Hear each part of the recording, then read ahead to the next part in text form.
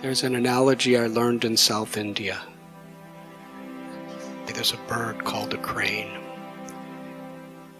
White feathers, long beak, stands on one leg in a stream of water, looking down for food. And so many little fish are passing. Dozens and dozens of little fish, hundreds of little fish, thousands of little fish. The crane observes, lets them pass. When a big fish comes, he eats it and feasts. Now, I don't eat fish, but the analogy is appropriate. He's keeping his attention focused on what is actually significant and lets all the little things go. Unless we are focused on the higher principles, the more valuable things that are really in our lives, then we're easily distracted by every single little fish, and we never find the big one. It's so easy to see a little pebble as a mountain, unless we're focused on a real mountain. Because Anandamayo Bhyashat, everyone is seeking pleasure, everyone is seeking meaning. Unless we're focused on deep issues, then we will be obsessed with little things. And this is especially true with relationships. I often cite an example of my own mother and father.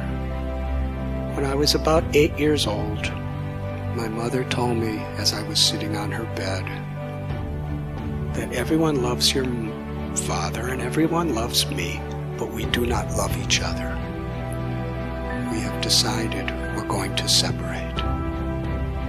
Now, as a little child, I couldn't even fathom that idea. My parents don't love each other and they're separating.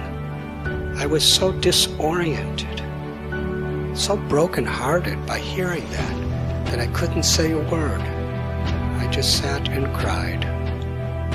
My mother was shocked to see my reaction. She didn't know what to say. And I got up and I ran out the door, down the hall, down the stairs, through the living room, out the door, and ran for blocks and blocks and hid in some bushes. This was almost 60 years ago. I waited a few hours, and then I saw my father's car coming down the road, and I knew he was coming home, and I knew my mother was going to tell him what happened and my reaction. So after he went in the door, I secretly snuck in the back door.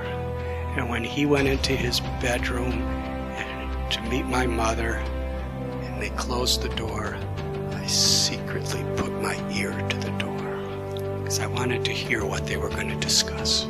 My mother told my father what she said and what happened. There was complete silence, and then I heard them both say, "For the sake of our children, we are going to make this work."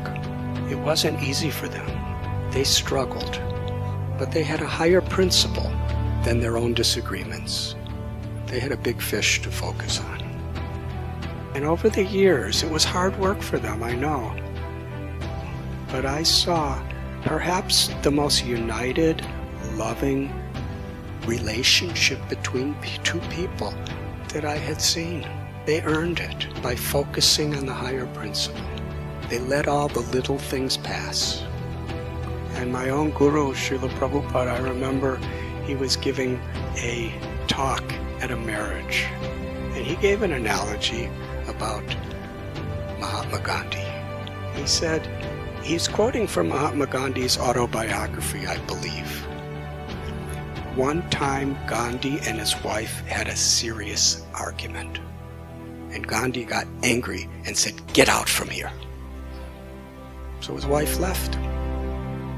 And she sat out on the street in front of the house for some hours. And then Gandhi came out and he saw his wife still there. He says, "What are you still doing here?"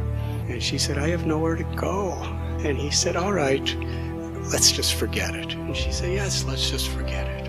And Srila Prabhupada explained, when we have disagreements, if we have a higher purpose that we're recognizing of why we're together, then we can easily, or maybe not easily, but we understand the necessity of forgetting all these little things.